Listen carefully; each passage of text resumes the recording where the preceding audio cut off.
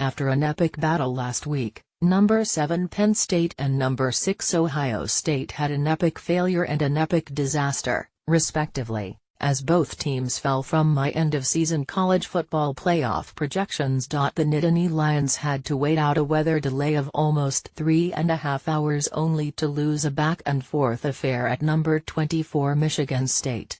The Spartans won 27-24 on a Matt Copeland 34-yard field goal as time expired to hand Penn State its second loss and end any hope of a spot in the CFP. Ohio State had a much worse day, losing at Iowa 55-24 in a game that was not as close as the score would indicate.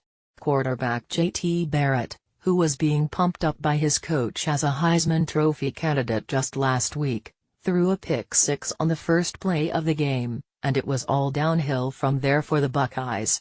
Ohio State still controls its own destiny for the Big Ten championship game, but it will almost certainly not be enough to get the Buckeyes a spot in the playoff. And even though No. 9 Wisconsin has not been as severely tested, it now emerges as the favorite in the Big Ten and is projected to a playoff spot. Ohio State or Michigan State, whichever gets there, figures to be an underdog. I still believe the Badgers have to be undefeated to get that spot, and like Florida State in 2014, would be seated behind at least one one-loss team. That year, the Seminoles were the only major conference unbeaten team but were seated third because of a weak schedule.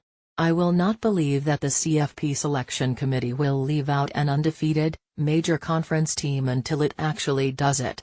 If Wisconsin does not win the Big Ten title at 13-0, then the league will likely get shut out of the playoff for the first time in its brief history.